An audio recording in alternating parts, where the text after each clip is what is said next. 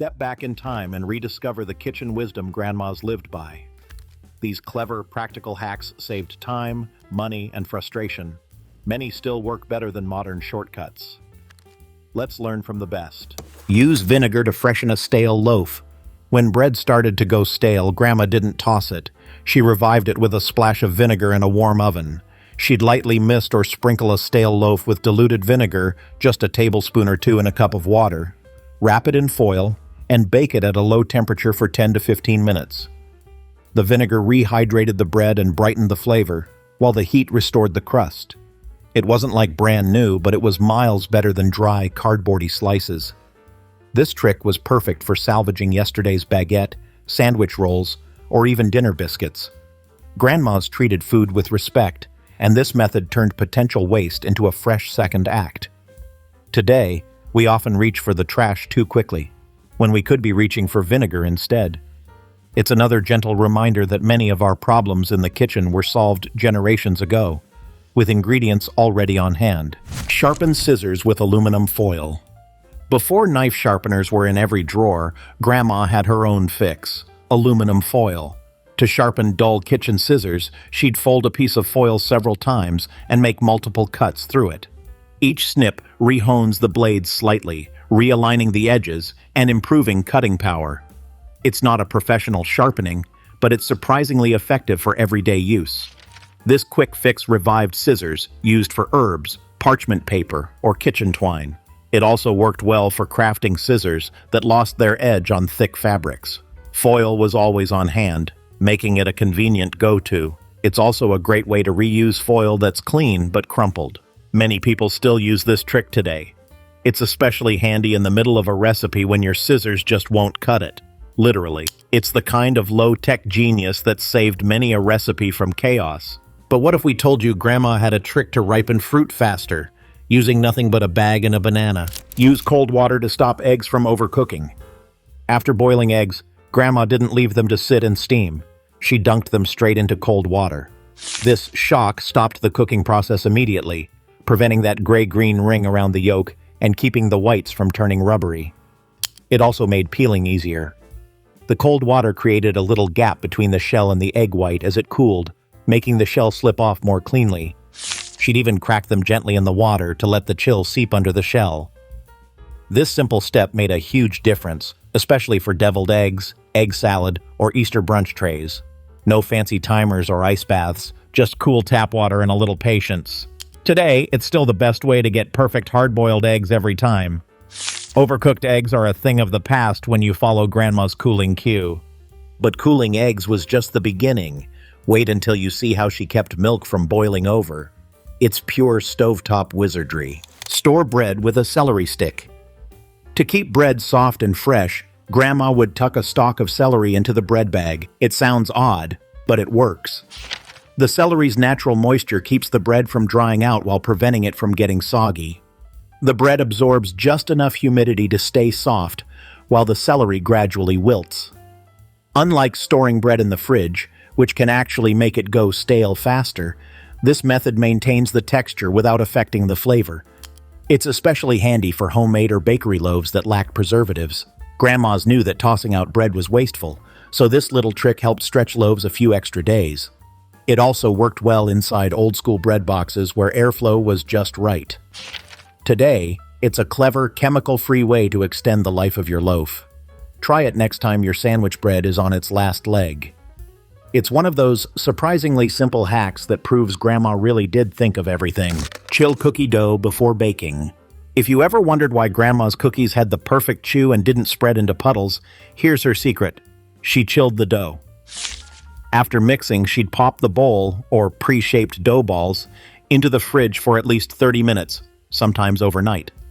The chill time allowed the fats, especially butter, to solidify, which slowed the spread during baking. It also gave the flour time to hydrate and the flavors to deepen. The result? Cookies that were richer, more complex, and beautifully textured. This trick worked for sugar cookies, chocolate chip, oatmeal, and even shortbread. Grandma didn't have a stand mixer or silicone mats, but she had patience, and it paid off. Today, pro bakers swear by this method. yet many home cooks skip it. But if you want cookies with crisp edges, chewy centers, and bakery quality results, don't rush it. Chill out, just like Grandma said. And speaking of chilling out, wait until you see how she used ice cubes to make rice fluffier. Cool pie filling before adding top crust. If you ever wondered why Grandma's double crust pies didn't ooze or sag, here's her secret. She let the filling cool before adding the top crust. Hot fillings release steam, which can trap moisture under the dough, making it soggy and causing the crust to separate or collapse. Grandma always allowed fruit fillings, like apples, cherries, or peaches, to cool to at least room temperature before sealing the pie. This helped set the starches, control liquid, and maintain a clean shape. It also made crimping the edges easier and kept the decorative vents from tearing. Yes, it took more time, but the results were bakery-worthy. Today, many skip this step out of impatience, but it still makes all the difference. If you want a crisp, golden top and a pie that slices cleanly, cool it down first. Grandma didn't cut corners, and her pies didn't fall apart. Have you ever tried cooling your filling, or do you go straight from stove to crust? Let us know in the comments. Use salt to clean a cast iron skillet. Forget soap. Grandma swore by salt when it came to cleaning cast iron. After cooking, she'd sprinkle coarse salt into the warm pan and scrub it with a cloth or paper towel. The salt acted as a gentle abrasive, lifting food bits without stripping the seasoned surface. Then she'd wipe it clean, maybe rinse lightly, dry immediately, and rub in a bit of oil. This simple method kept skillets seasoned, slick, and non-stick for generations. Soap and soaking were no-goes. They could ruin the hard-earned patina built over years of use. Some even reused the same skillet for decades, handed down like family heirlooms. This hack is still recommended by cast iron experts today. It's all about maintaining the flavor and longevity of one of the most durable tools in the kitchen. So if you've got a rusty skillet in the back of the cupboard, don't toss it. Grab the salt. It's time to bring it back to life. And speaking of powerful pantry items, wait until you see what Grandma could do with a lemon in a microwave. Wash berries in vinegar to make them last longer. Berries are delicate, and in Grandma's day, throwing them out early wasn't an option. Her solution? A quick vinegar rinse. She'd soak fresh berries in a solution of 1 part white vinegar to 3 parts water for a couple of minutes, then rinse and dry thoroughly. This killed off mold spores and bacteria that make berries spoil faster. After drying them completely, she stored them in a breathable container lined with paper towels. The berries stayed fresh for up to a week, sometimes more. No slime, no waste. This was especially helpful after a big harvest or farmer's market haul. Grandma knew how to stretch produce further than anyone. Today, this hack is a game changer for berry lovers everywhere. It's cheap, easy, and incredibly effective. Try it once, and you'll never go back to rinsing them right before eating. It's one more way Grandma turned basic ingredients into long-lasting goodness. Soak onions in water to cut the bite. Tired of sharp, eye-watering onions in your salad? Grandma had a fix for that. Soaking sliced onions in cold water for 10-15 minutes. This trick mellowed the raw onion's bite, making it sweeter and more pleasant to eat, especially in cold dishes like potato salad, coleslaw, or sandwiches. The water draws out sulfur compounds responsible for the harsh flavor and eye sting. Grandmas often did this instinctively, especially if serving onions raw to picky eaters or kids. It softened the flavor without changing the crunch. A little vinegar in the water could add even more balance, almost like a quick pickle. The result? Onion slices that were crisp, bright, and won't overpower your dish.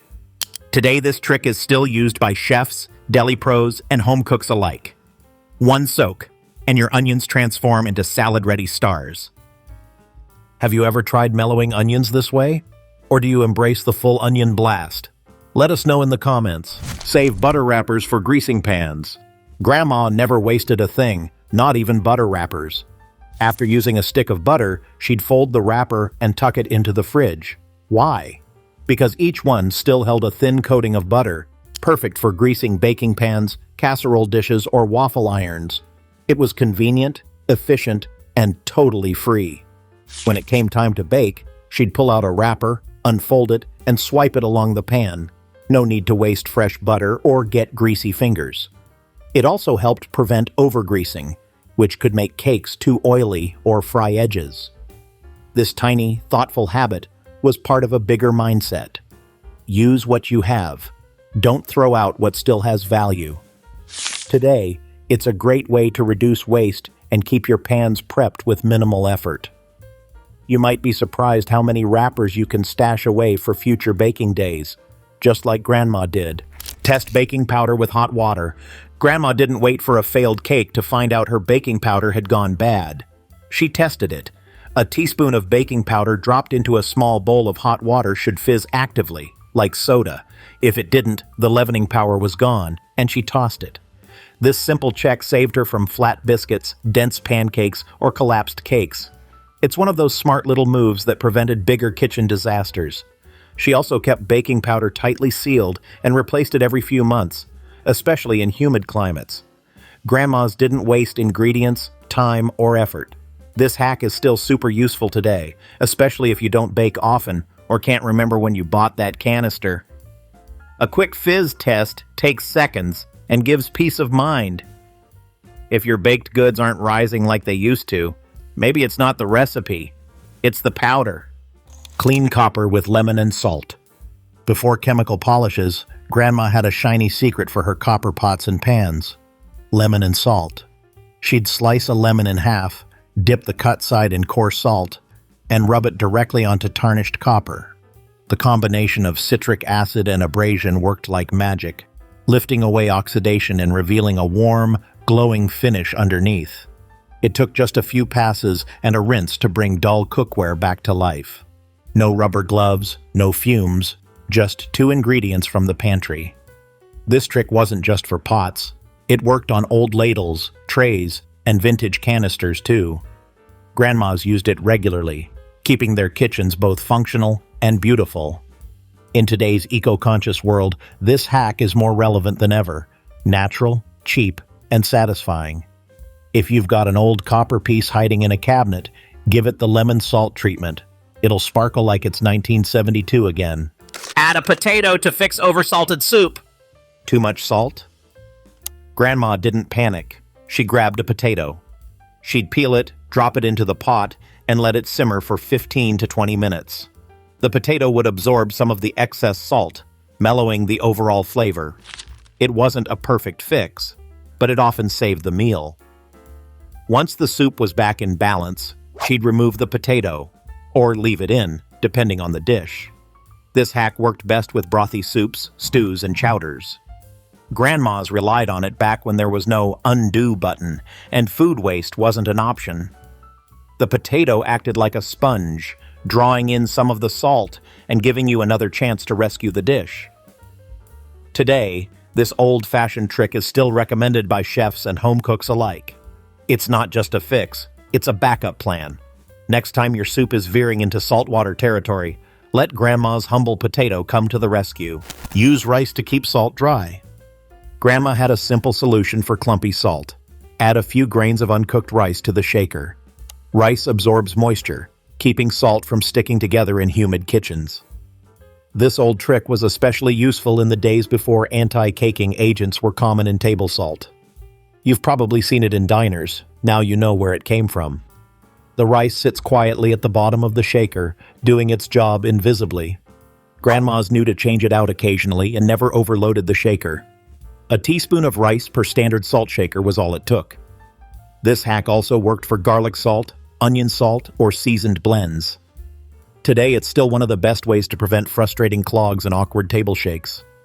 Sometimes the smartest solutions are the ones that go unnoticed.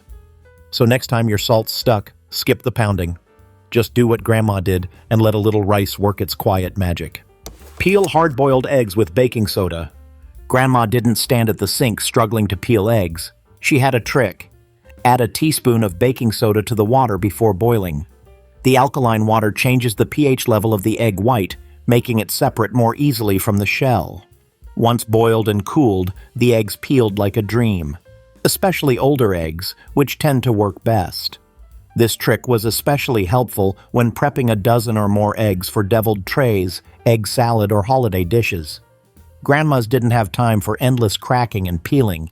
They needed efficiency, and this did the trick. Baking soda was already in every pantry, making it the perfect low-cost helper. Today, If you're peeling eggs for brunch, this is still one of the best ways to save time and sanity. It's a tiny adjustment with a big payoff, and once you try it, you'll never go back to the old way again. Ripen fruit faster with a banana in a paper bag.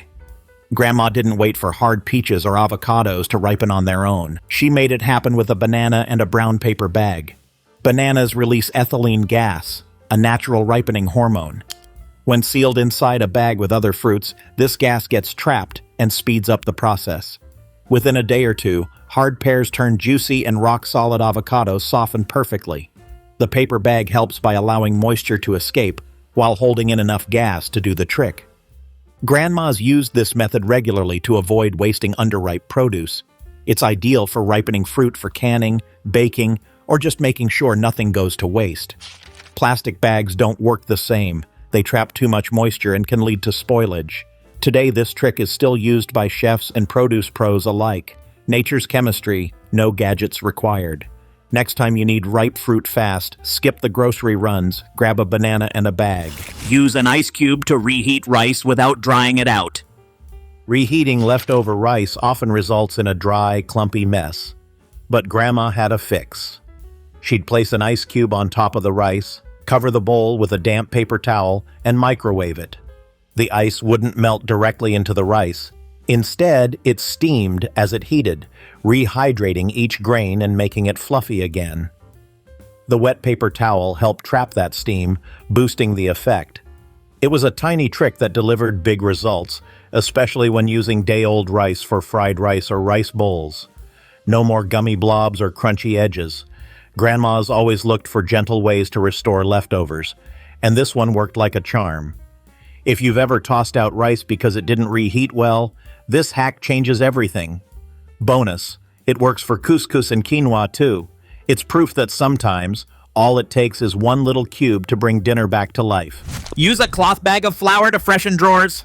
Long before commercial deodorizers, Grandma freshened her drawers and cupboards with something simple. A little cloth bag filled with flour. She'd tie a handful of all-purpose flour into a scrap of muslin, cheesecloth, or an old handkerchief, and tuck it into dresser drawers or dry storage bins. Why? Because flour is a natural desiccant. It absorbs excess moisture and helps prevent musty smells.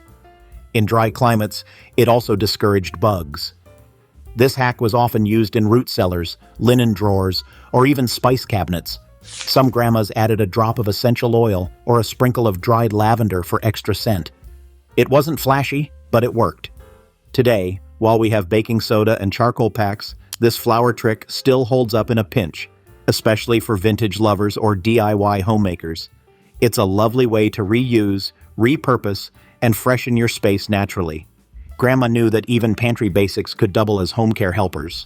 Keep cake moist with a slice of bread. When Grandma baked a cake, she didn't let it dry out on day 2. Her solution? A simple slice of sandwich bread. She'd place a slice directly over the cut edge of the cake and secure it with a toothpick. The bread would dry out instead of the cake, acting like a little sponge shield. It was an easy, cheap fix that kept slices soft and tender, especially for homemade cakes without preservatives. Whether it was a birthday, coffee cake, or something just for Sunday supper, this trick worked wonders. You could even use 2 slices to cover both ends. It worked with brownies and muffins, too. Grandmas didn't let food go stale. They protected it. Today, with so many of us baking at home, this trick still deserves a place in your kitchen. No plastic wrap? No problem. Just reach for a slice of bread and let it take one for the team. Add a damp paper towel. When reheating bread or rolls, reheating bread in the microwave often leads to disappointment, dry, rubbery, or rock-hard results. But Grandma knew a trick. Wrap the roll or slice in a damp, not soaked paper towel before microwaving. The moisture creates steam as it heats, softening the bread and keeping the texture light and chewy. It works for dinner rolls, sandwich buns, and even leftover slices of baguette. This method mimics the effect of a steamer without any fancy equipment. Grandmas use this hack to revive day-old bread for breakfast, toast it up again, or serve it with soups. The microwave wasn't always her favorite tool, but when she used it wisely. Today, this hack is perfect for quick meals or salvaging leftovers. Just a little steam can bring bread back to life. One bite, and you'll understand why Grandma never gave up on a slightly stale roll. And if you thought saving bread was smart, just wait until you see how Grandma tamed onions without shedding a tear. Save Parmesan rinds for soups and sauces. When the cheese was gone, Grandma kept the rind. A good Parmigiano Reggiano rind still packed tons of umami flavor, and she never let it go to waste. Whenever she made soup, stew, or marinara, she'd drop a piece of rind into the pot. As it simmered, the rind softened and infused the broth with richness and depth. It didn't melt completely, but released a savory, cheesy flavor that transformed basic dishes into something special. After cooking, the rind was removed and discarded, or occasionally fished out and chewed on as a salty snack. Today, this technique is widely used by chefs in Italian kitchens, but Grandma did it long before it was trendy. If you've got a cheese rind, stash it in the freezer until soup night. One chunk can turn a simple vegetable broth into a Sunday dinner memory. No bouillon cube required, just Grandma's touch of flavor magic. Use a wooden spoon to keep pots from boiling over. Grandma didn't need fancy gadgets to prevent spills, just a wooden spoon. Placing it across the top of a pot stopped starchy water, like from pasta or potatoes, from bubbling over. Why? The wood's rough surface pops the bubbles and destabilizes the foam, preventing it from spilling out. Plus, the spoon sits just above the pot, acting like a barrier. It's simple, safe, and effective. No more watching the pot like a hawk. Grandmas loved this because it saved cleaning time and avoided wasted food. This hack is especially useful when multitasking in the kitchen, one less thing to worry about. It doesn't work as well with metal or plastic, which can get hot or melt. The humble wooden spoon wins again. Next time you've got a bubbling pot threatening to explode all over your stove, reach for the trick that never fails. It's cheap, timeless, and works better than anything you'll find on a late-night infomercial. Add a pinch of sugar to tomato sauce. Tomatoes can be tart, especially when canned or not quite ripe. That's why Grandma always added a pinch of sugar to her tomato sauces, not to make them sweet, but to balance the acidity. A small sprinkle of sugar, and sometimes a grated carrot, mellowed the sharpness and brought out the tomato's natural sweetness. It made her marinara smoother, her meat sauce richer, and her soup rounder in flavor. The key was moderation. Too much sugar, and the sauce tasted off. But just the right amount turned something harsh into something comforting. This was a trick passed down through generations and rooted in taste, not trends. Today, we have endless sauces in jars, but none of them beat the depth of Grandma's stovetop simmer. The pinch of sugar rule still applies, especially when cooking from scratch. Next time your sauce tastes flat or acidic, don't panic. Just do what Grandma did. Add a little love and a tiny spoonful of sugar. Clean your microwave with a lemon. No scrubbing, no harsh chemicals, just a lemon and a bowl of water. Grandma's microwave cleaning hack was as simple as it was brilliant. She'd cut a lemon in half, squeeze the juice into a microwave-safe bowl filled with water, toss in the peels, and microwave it for 3 to 5 minutes. As it steamed, the citric acid loosened grease and food splatters while the steam softened gunk on the walls. After letting it sit a minute, she'd wipe everything clean with a cloth. No elbow grease required. The lemon also left the microwave smelling fresh. It was Grandma's way of cleaning smart, not hard. No toxic sprays, no need to disassemble parts, just nature, heat, and time. Today, it's still one of the most effective and satisfying ways to deep clean a microwave. Plus, if you love that lemony scent, you get bonus aromatherapy while you're at it. Who knew cleaning could feel like a spa day? Reuse pickle juice for marinades. Grandma saw pickle juice as liquid gold. After the pickles were gone, the brine stayed, and she used it for marinating meats, dressing potato salads, or quick pickling veggies. The vinegar, salt, garlic, and spices made it a ready-to-go flavor bomb. Chicken soaked in leftover dill brine took on tang and tenderness. Thinly sliced onions or cucumbers tossed in the juice became instant condiments. Some even used it to jazz up deviled eggs or coleslaw. Pickle juice also added zip to pasta salad dressings and brined cheese cubes. Nothing in Grandma's kitchen went to waste. and her fridge was a treasure trove of jars filled with repurposed flavor. Today, chefs are catching on to what she knew all along. That humble pickle brine has endless potential. It's a no-cost seasoning secret hiding in plain sight. And coming up next, how did Grandma keep berries fresh without tossing half the pint? She had a vinegar trick for that too. Keep cookies soft with a slice of bread. Grandma didn't let cookies go stale. If a batch started to harden, she slipped a slice of white bread into the container. The bread's moisture transferred into the cookies, keeping them soft and chewy for days. The bread, meanwhile, slowly dried out, basically sacrificing itself for dessert.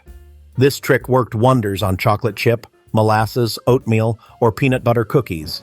The key was to store everything in an airtight container and check the bread after a day or two. Replace it as needed, and the cookies stay bakery fresh. Grandmas often used this after holidays or big baking weekends when leftover cookies needed to last. It's a brilliant, no-effort way to preserve texture without reheating or adding ingredients. Today, it's still one of the best ways to revive or maintain your sweet treats, especially if you're gifting or prepping ahead. Next time you bake, save a slice for the cookie jar. Grandma's secret weapon is as good as ever. Freeze leftover wine for cooking. Wasting wine? Not in Grandma's house. If there was a bit left in the bottle, she poured it into ice cube trays and froze it for cooking. The small portions were perfect for deglazing pans, enriching sauces, or adding depth to stews. Red or white, dry or sweet, it all had a future use. Wine cubes melted quickly and delivered rich flavor without opening a whole bottle for a splash. It was one of those hacks that showed Grandma's genius with leftovers. Nothing was wasted, and everything was repurposed.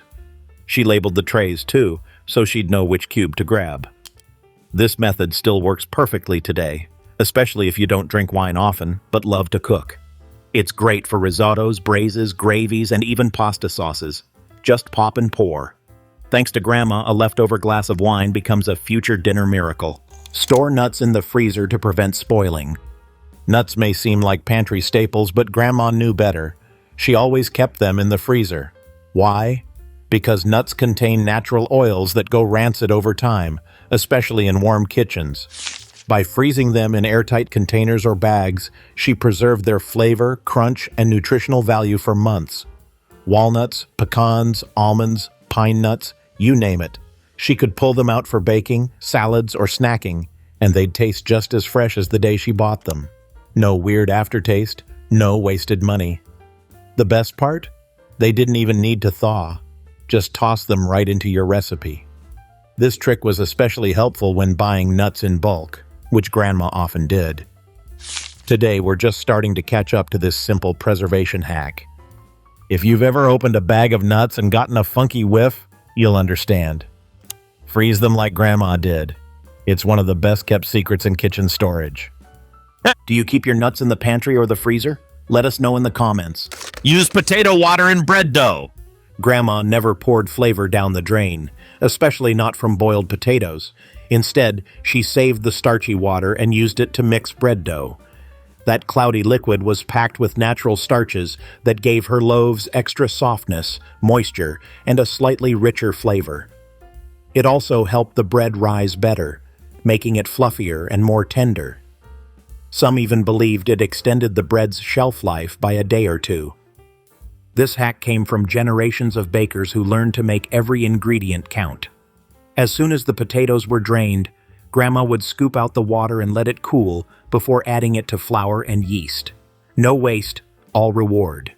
Today, this trick is still embraced by artisan bakers looking for that old-school texture.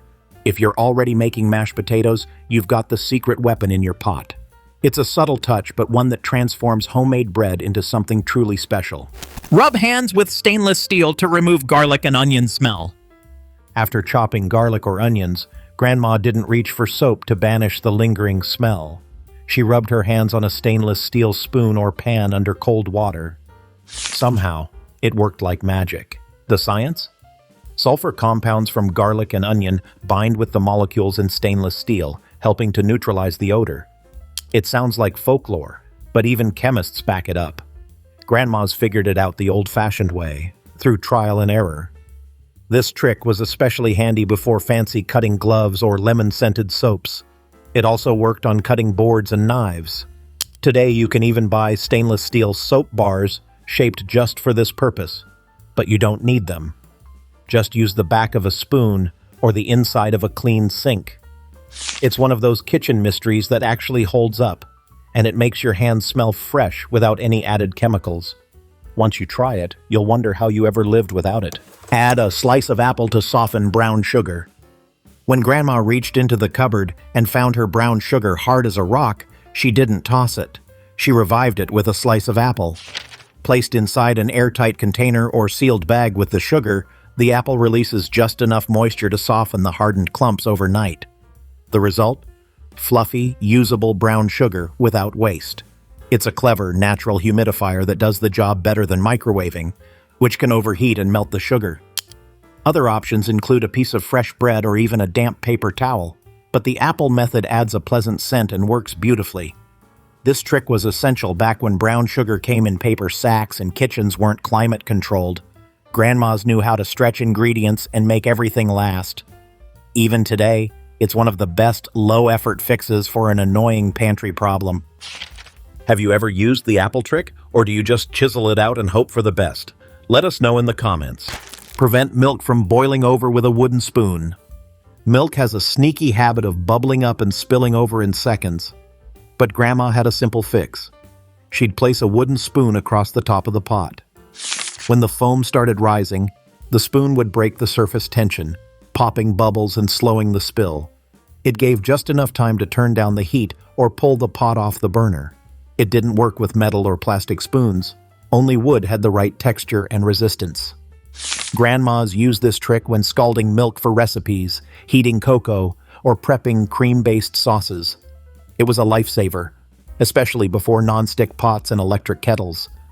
Today, this hack still works and can spare you from cleaning up sticky stovetop disasters. It's also a great reminder of how the simplest tools, used creatively, can outperform expensive gadgets. A pot, some milk, and one trusty wooden spoon. That's all Grandma needed to keep the kitchen and your nerves calm. Use a damp dish towel under a cutting board. Safety first, especially in Grandma's kitchen. She knew a wobbly cutting board could lead to slips, uneven cuts, or even accidents. Her fix? A damp dish towel underneath. Just a quick rinse and wring out, folded flat beneath the board, created a sturdy, no-slip surface. It worked on tile, laminate, or even old wooden countertops. This trick stabilized the board, absorbed movement, and made chopping faster and safer. It didn't matter if the board was glass, wood, or plastic. This simple addition turned any prep surface into a professional-grade station. Today, professional chefs still use this same hack in restaurants and culinary schools. It's not about fancy tools, it's about working smart and safe. Grandma didn't just want things done, she wanted them done right. If you've ever chased a cutting board across your kitchen, try her method. It's one of those old-school tips that feels brand new the moment you use it. Cool baked goods on a raised rack, not a plate. Fresh cookies? Grandma never left them to cool on a plate or baking sheet. Instead, she transferred them to a raised cooling rack, the kind with wire grates and room underneath. This allowed air to circulate completely around each baked good, preventing steam from building up underneath and making bottoms soggy. It worked for pies, breads, muffins, and even roasted vegetables. This small tweak kept everything crisp where it should be and fluffy where it mattered. If she didn't have a rack, she improvised with oven grates or wire shelves, because airflow mattered more than fancy tools. Today, cooling racks are standard in bakeries and test kitchens, but many home bakers still overlook their power. If you want your cookies to stay chewy and your crusts to stay crisp, channel Grandma's wisdom and get those treats off the tray. Did your grandma use a rack, or did she go full old school with a windowsill and towel? Let us know in the comments. Add a pinch of salt to coffee grounds. This one might surprise you. Grandma sometimes added a pinch of salt to her coffee grounds before brewing. Why? Because it cuts bitterness and smooths out harsh notes, especially in darker roasts or percolator coffee. The salt doesn't make the coffee salty. It enhances the flavor and balances the acidity. It was a trick she used on mornings when the beans weren't the best or when the pot had been sitting a bit too long. Just a tiny pinch, less than 1/8 teaspoon per pot, was enough.